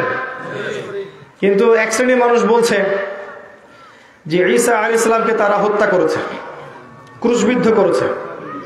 আপনি কি বলেন? এবং তারা তো উৎসব পালন করছে এই দিনগুলোতে। মুসলিমরাও বলছে মেরি ক্রিসমাস, তাই না? মুসলিমরা বলছে। এক শ্রেণীর মানুষ বলছে যে আল্লাহ পাক সন্তান জন্ম দিয়েছেন, নাউযুবিল্লাহ, এবং ঈসা ইবনে মারিয়াম তার সন্তান। আপনি কি বলেন? বিশ্বাস করেন? একজন মুসলিম যখন বলেছে মেরি ক্রিসমাস, তার মানে হচ্ছে সে স্বীকার করেছে, মন থেকে না করলেও মুখ থেকে বলেছে। কি বলেছে? যে আল্লাহ পাক 25শে ডিসেম্বর সন্তান জন্ম দিয়েছে। কথাটা হলো না? বিষয়টা বুঝি না আমরা কি বলি, অথচ এই কথা যদি আসমান সমূহ শুনতো, পাহাড় শুনতো, রিয়াক্ট করার ক্ষমতা পেত, ইখতিয়ার পেত, তারা নিজের অবস্থান থেকে সরে যেত। এটা সূরা মারিয়ামের শেষের দিকে আছে। ওয়ায়াকুলুনা ইত্তাখাযা রহমানু ওয়ালাদা, তারা বলে যে রহমান সন্তান ধারণ করেছে। লাকাদ জি'তুম শাইআন ইদ্দা, তোমরা প্রচন্ড ভয়ঙ্কর কথা নিয়ে এসেছো। তাকাদুস সামাওয়াতু ইয়াতাফাত্তারনা মিনহু ওয়া তানশাক্কুল আরদ ওয়া তাখিরুল জিবালু হাদ্দা, এই কথা শুনে আসমান, জমিন আর এই পাহাড় ফেটে চৌচির হয়ে যেতে চায়। ওদের যদি ক্ষমতা থাকতো, ইখতিয়ার থাকতো, ফেটে চৌচির হয়ে যেত। এত বড় কথা বলেছো তোমরা। তো ঈসা ইবনে মারিয়াম যখন আসবেন, তিনি মুহাম্মদ সাল্লাল্লাহু আলাইহি ওয়াসাল্লামের উম্মাহ হয়ে আসবেন। তার আসার কারণ কি? কি জন্য আসবেন? হ্যাঁ, মাশাআল্লাহ, তিনি হচ্ছেন সত্য মাসিহ। সত্য মাসিহ আসবেন মিথ্যা মাসিহকে হত্যা করতে। মিথ্যা মাসিহের নাম মাসিহুদ দাজ্জাল। আর দাজ্জাল নিয়ে খুব একটা আলোচনা হয় না আমাদের সমাজে। এটাও একটা কিয়ামতের সাইন যে দাজ্জালের আগমনের আগে আগে মানুষ তার আলোচনা ছেড়ে দেবে। এরকমও আছে কিন্তু হাদিসে, যে দাজ্জালের আগমনের আগে আগে মানুষ তাকে নিয়ে খুব একটা আলোচনা করবে না। তো সে বিশ্ব শাসন করবে এবং জিউসকে ফলো করবে। সে বিশ্বের প্রত্যেকটা বিষয় নিয়ন্ত্রণ করে ফেলবে। তাকে আল্লাহ পাক এত ক্ষমতা দিবেন মানুষকে পরীক্ষা করার জন্য যে ঈমান ধরে রাখা খুব কঠিন হয়ে যাবে। এই সময় একটা সূরা আপনাকে বাঁচাবে, তার নাম কি? সূরা কাহফ। নিয়মিত প্রত্যেক জুমায় পড়েন। প্রথম 10 আয়াত, শেষের 10টা আয়াত মুখস্থ করেন, আল্লাহ পাক তৌফিক দান করেন। আমিন। এই সূরার মধ্যে এমন কিছু আছে যা আপনাকে দাজ্জালকে চিনতে শেখাবে, তার ফিতনাগুলো থেকে বেঁচে থাকতে সাহায্য করবে। পড়াশোনা করে আপনি খুঁজে বের করেন সেটা কি জিনিস। ইসলাম এর পিলার কয়টা ভাই? 5টা। বলতে পারবেন কি কি? প্রথমে কালিমা, তাওহীদ, তারপরে নামাজ, তারপরে কে বলছে রোজা? হাত তোলেন। কালিমা পড়ে নামাজ নয়, সরি, কালিমা পড়ে নামাজ, নামাজের পর রোজা নয়, নামাজের পরে যাকাত, নামাজের পরে কি? যাকাত, তারপরে সাওম, আর সর্বশেষে গিয়ে হজ। প্রথমে কালিমা, আন তাশহাদা আল লা ইলাহা ইল্লাল্লাহ ওয়া আন্না মুহাম্মাদান রাসূলুল্লাহ ওয়া আন তুকিমাস সালাহ ওয়া তু'তিয়াজ যাকাত ওয়া তাসুমা রমাদান ওয়া তুহিজ্জাল বাইত ইন ইসতাতা'তা ইলাইহি সাবিলা। আছে না? আচ্ছা, এখানে আপনি সিরিয়ালটা দেখেন। প্রথমে তাওহীদ, কালিমা, তারপরে সালাত, তারপরে কিন্তু যাকাত, তারপরে সাওম, রোজা, তারপরে কি? হজ। আমরা জাকাতকে নিয়ে গেছি একদম শেষে, তাই না? কালিমা, নামাজ, তারপর রোজা ঢুকিয়েছি, জাকাতকে শেষে নিয়ে গেছে। এই জন্য আমাদের দেশের মানুষ অনেকেই নামাজ পড়ে জাকাত দেয় না, জাকাতকে অপশনাল মনে করে। কেউ যদি সলাত এবং জাকাতের মধ্যে পার্থক্য করে, সলাত পড়বো জাকাত দিব না, সে ব্যক্তি আর মুসলিম থাকবে না, কুফরির মধ্যে চলে যাবে। আচ্ছা, এই 5টা পিলার কি করবেন? সাধ্যমতো আমল করবেন। তাওহীদে থাকলে কালিমার হক আদায় হবে, আল্লাহ থেকে সবকিছু হয়, আল্লাহই সৃষ্টিকর্তা, আল্লাহই পালনকর্তা, আল্লাহই বাঁচান, আল্লাহই মারেন, আল্লাহই রিজিক দাতা, আল্লাহই সন্তান দাতা, সবকিছু কার থেকে হয়? এই কনসেপ্টের নাম হচ্ছে তাওহীদ। কেউ যদি বিশ্বাস করে না আল্লাহ বলতে কেউ নাই, আল্লাহ ছাড়া অন্য কারো জন্য ইবাদত করা যাবে, আল্লাহ ছাড়া অন্য কাউকে সেজদা করা যাবে, বা আল্লাহ ছাড়া অন্য কারোর জন্য নজর মানত করা যায়, কোরবানি করা যায়, ইত্যাদি ইত্যাদি, আল্লাহর হালালকে হারাম করা যায়, আল্লাহর হারামকে হালাল করা যায়, কেউ যদি এমন মনে করে সে ব্যক্তি শিরক করবে। কি করবে? শিরক করবে। তাওহীদে থাকার জন্য পরামর্শ দিব আমরা, তাওহীদে থাকলেই জান্নাত, শিরকে গেলেই জাহান্নাম ছাড়া কোনো গতি নাই। আল্লাহ পাক হেফাজত করুন, আমিন। এরপর সালাত। সালাত আপনি পড়বেন নবী সাল্লাল্লাহু আলাইহি ওয়াসাল্লামের সুন্নাহ মোতাবেক, সঠিক ওয়াক্তে, সঠিক নিয়মে এবং ধীর স্থিরভাবে। ডিজিটাল 4G 5G স্পিডে নামাজ পড়বেন না, নামাজ রিল্যাক্সে পড়বেন। কারণ আল্লাহ পাক এই কাজ করার জন্যই আপনাকে পৃথিবীতে পাঠিয়েছেন। ওয়া মা খালাকতুল জিন্না ওয়াল ইনসা ইল্লা লিয়াবুদুন। সালাত রিল্যাক্সে পড়বেন। আগে সালাত, পরে সব কাজ। আগে নামাজ, পরে সব কাজ। কেরাত সুন্দর পড়বেন, সুললিত কণ্ঠে তারতিলের সাথে ধীরে ধীরে পড়বেন, অর্থ বুঝে পড়ার চেষ্টা করবেন। নামাজে সূরা ফাতিহায় কি পড়ছেন, আরেকটা সূরার কি অর্থ, রুকুতে গেলাম সুবহান রাব্বিয়াল আযীম বলছি, অর্থটা কি, সামি আল্লাহু লিমান হামিদা, অর্থ কি, রব্বানা ওয়া লাকাল হামদ, অর্থ কি, সিজদায় গেলাম সুবহান রাব্বিয়াল আলা, কি বললাম আল্লাহকে, বসলাম আত-তাহিয়াতু লিল্লাহি ওয়াস সালাওয়াতু ওয়াত তাইয়্যিবাত, মানে কি, اللهم صل على محمد وعلى ال محمد كما صليت على ابراهيم وعلى ال ابراهيم انك حميد مجيد, মানে কি, اللهم اني ظلمت نفسي ظلما كثيرا, এগুলো অর্থ কি? এই যে পুরো সালাতে কতগুলো কথা আপনি আরবিতে বলছেন না, সব আরবিতে বলছেন, একদম আল্লাহু আকবার থেকে শুরু করে আসসালামু আলাইকুম রাহমাতুল্লাহ পর্যন্ত আরবি কথা বলছেন না? এগুলোর অর্থ যদি আপনি বুঝতেন, আপনার সালাতের মনোযোগ 80% বেড়ে যেত। মনে করেন আমার সামনে একজন পলিটিক্যাল নেতা আছেন এবং তিনি সম্মানিত, আমাকে দাওয়াত করেছেন, আমি গেলাম, তিনি সামনে বসে আছেন, আমি এখানে বসে আছি। এখন আমরা ধরেন একে অপরের সাথে কথা বলছি, ঠিক আছে? এখন আমি তাকে দেখছি, দেখে যে আমি তাকে যে কথাগুলো বলছি, আমি কথাগুলো পূর্ণ মনোযোগ দিয়ে বলছি না, নাকি আমি কথা বলার সময় মনোযোগ অন্যদিকে, এরকম আছে? আমি পূর্ণ মনোযোগ দিয়ে কথা বলছি, কিন্তু আমি যা বলছি তা আমি বুঝতে পারছি এবং আমি তাকে দেখছি। আল্লাহকে আমি দেখছি না, কিন্তু মনে করতে হবে আল্লাহ আমাকে দেখছেন, এবং আমি কথাগুলোর যদি অর্থ বুঝি, দেখবেন সালাতের মধ্যে মনোযোগ বেড়ে গেছে। এবং স্থির থাকেন, ধীরে স্থির ভাবে নামাজ পড়েন, তারতিলের সাথে নামাজে মনোযোগ বাড়বে ইনশাআল্লাহ। আরেকটা টিপস দিতে পারি আমি, যে প্রতিদিন একই সূরা দিয়ে নামাজ পড়বেন না, এক এক ওয়াক্তে সূরাগুলো চেঞ্জ করতে থাকেন। সারা জীবন শুধু যদি কুল হুয়াল্লাহু আহাদ আর ইন্না আতাইনাকাল কাউসার দিয়ে নামাজ পড়েন, মনোযোগ কম থাকবে। এক ফজরে পড়েছেন 2টা সূরা, জোহরে গিয়ে অন্য 2টা পড়ার চেষ্টা করেন, আসরে অন্য 2টা পড়েন, মাথাটাকে ব্যস্ত রাখেন, দেখবেন আপনি মনোযোগ রাখতে পারছেন। অনেকগুলো টিপস আছে। এবং একই সাথে জায়নামাজটাকে বেশি চাকচিক্যময় করবেন না, সাদা মাটা একখানা জায়নামাজ নিয়ে নেন, যেখানে নামাজ পড়ছেন ওই পরিবেশটাকে কোলাহল মুক্ত রাখার চেষ্টা করবেন। আশপাশে যেন ফোন না বাজে, ফোন সাইলেন্ট থাকবে, ঘরের মধ্যে কেউ ঢুকে ডিস্টার্ব না করে, ঠিক আছে? মানে পরিবেশটা যেন শান্ত থাকে, এখানে শব্দ দূষণ কম হয়, এরকম পরিবেশে মনোযোগ বাড়ে না? এখন তো মসজিদগুলোতে হট্টগোল করছি, আমরা মসজিদেও হট্টগোল করছি, নামাজ পড়ছে বেচারা একজন সুন্নত নামাজ, আর পাশে লোকজন বসে গল্প করা শুরু করেছে, হচ্ছে না এগুলো? তো নামাজের পরিবেশটা ফ্যাক্ট। যদি ঠান্ডা পরিবেশে নামাজ পড়েন, শান্ত পরিবেশে, নামাজে মনোযোগ বাড়বে ইনশাআল্লাহ। নামাজটা এত গুরুত্বপূর্ণ যে প্রথম হিসাব কিসের হবে? নামাজের। আর এমন অনেক নামাজই আছে, নাউযুবিল্লাহ, আল্লাহ পাক আমাদেরকে হেফাজত করুন, যে নামাজ শেষ করার পরে নামাজ তাকে অভিশাপ করতে থাকে এবং সেই নামাজ তার মুখের উপর ছুঁড়ে মারা হয়। আর যে নামাজের হেফাজত করে, নামাজ তার জন্য দোয়া করে, তুমি আমার হেফাজত করেছো, আল্লাহ তোমার হেফাজত করুক। তো এগুলো খেয়াল রাখবো ভাই। জাকাত, জাকাত নফল কিছু নয় যে ইচ্ছা হলো দান করলাম, ইচ্ছা হলো করলাম না, এমন নয়। জাকাত ফরজ বিষয়, আল্লাহর বিধান, একটা ফরজ বিধান। নেশাব পরিমাণ সম্পদ থাকলেই জাকাত দিতে হবে, যদি সম্পদ 1 বছর থেকে থাকে। কেন দিবেন? আপনার অনেক প্রশ্ন আসতে পারে যে ট্যাক্স দিচ্ছি, সাদাকা করছি, জাকাতটা আসলে এত গুরুত্ব কেন? আমি আপনাকে বুঝাচ্ছি কেন।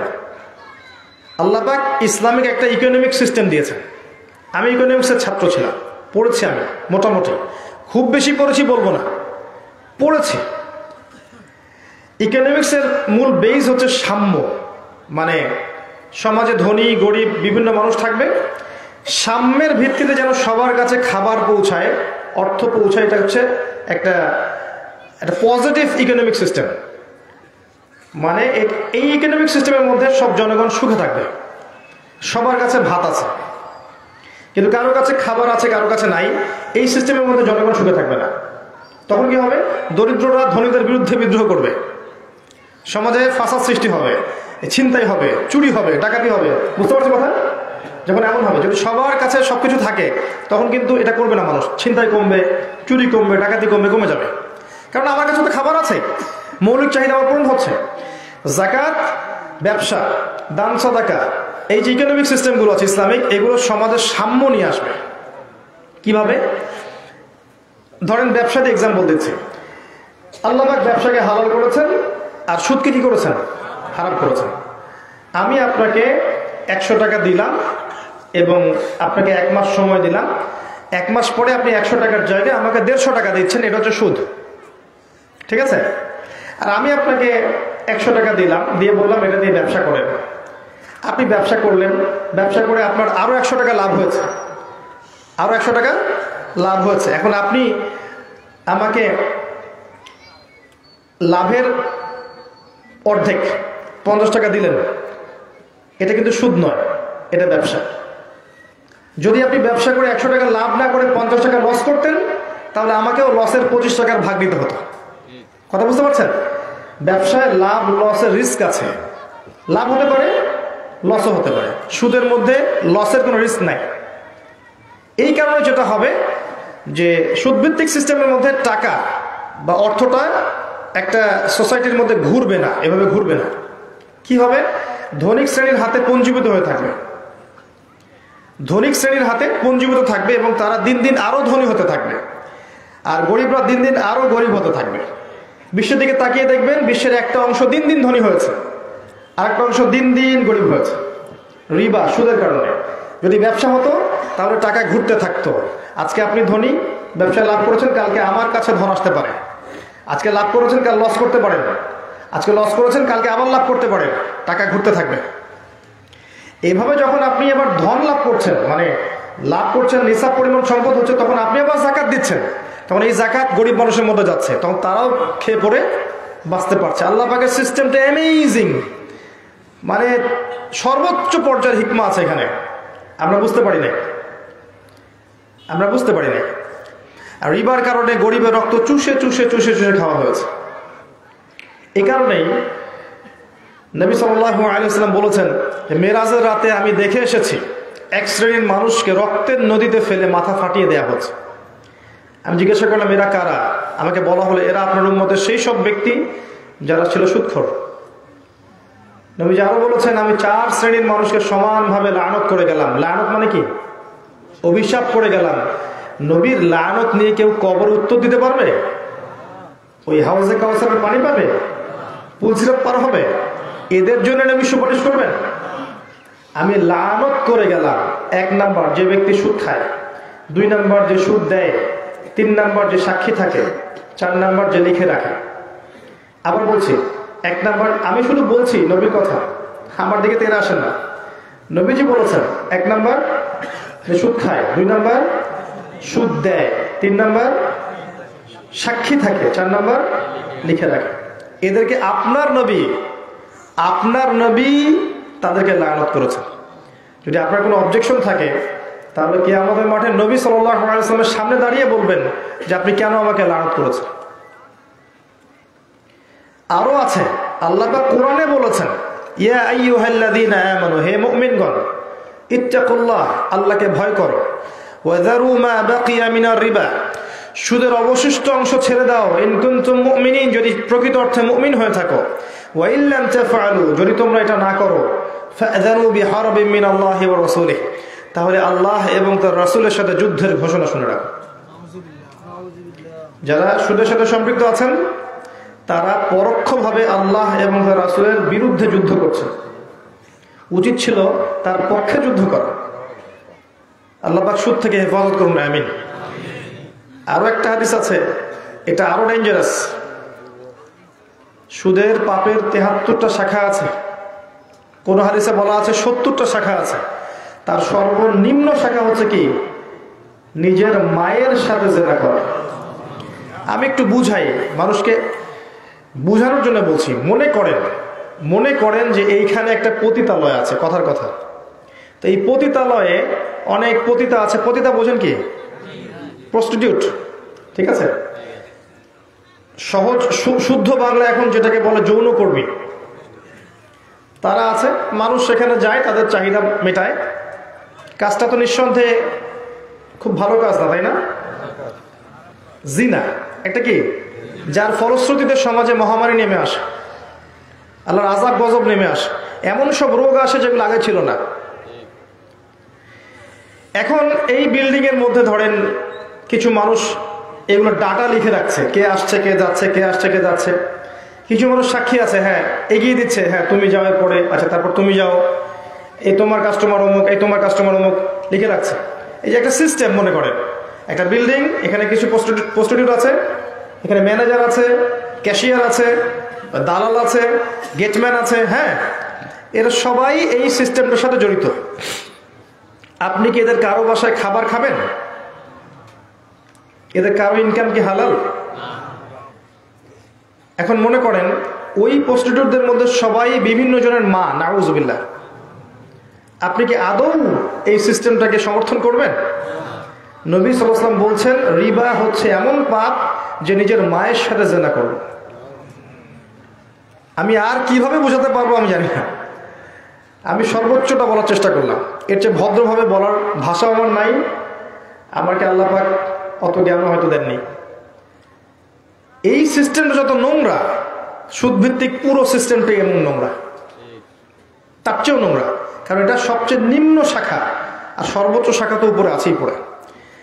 তো যাকাত আপনাকে কি করবে? এই রিবা থেকে দূরে রাখবে। যাকাত যত বাড়বে, বিশ্বাস করেন বাংলাদেশে এমন মানুষ আছে যাদের এরকম হাজার হাজার মানুষের যাকাত ফরজ হয়ে আছে এখন এই মুহূর্তে। যদি এই অর্থগুলো সুশৃঙ্খলভাবে কালেক্ট করা যেত, প্রত্যেক বছর ম্যাসিভ মেগা প্রজেক্ট করা যেত দেশের মধ্যে, সম্ভব ছিল। কিভাবে হবে? আমরাই তো দিচ্ছি না, আমরা নিজেরাই তো দিতে চাই না। এখানে কি তারা আমাদেরকে চাপ দিয়ে জাকাতের টাকা নিবে না? নিজেই তো দিতে যাচ্ছি না আমরা। তো এখানে উপরের মহলের দিকে চোখ দিয়ে তো লাভ নাই, নিজেই তো জাকাত দিচ্ছি না। আমরা অনেকেই জাকাত দিচ্ছি না, অনেকে জানি না এটা ফরজ। একটা সোসাইটির জাকাতের টাকা একত্রিত করেন, আপনি এই সমাজের অনেক উন্নয়নমূলক কাজ করতে পারবেন। এবং এটা প্রতি বছর আসবে, এক বছর না, পরের বছর আবার আসবে, তারপরের বছর আবার আসবে, তারপরের বছর আবার আসবে, আসতেই থাকবে। এবং এই টাকাগুলো যাবে গরিবদের হাতে। তখন একটা সাম্য তৈরি হবে, আপনিও খাবেন, সেও খাবে।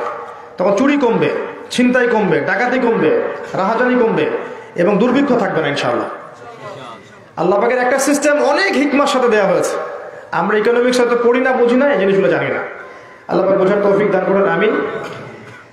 আর এরপর কি? সওম। দুটো করে শেষ করছি। সওমে কি? আমরা অনেকে মনে করি যে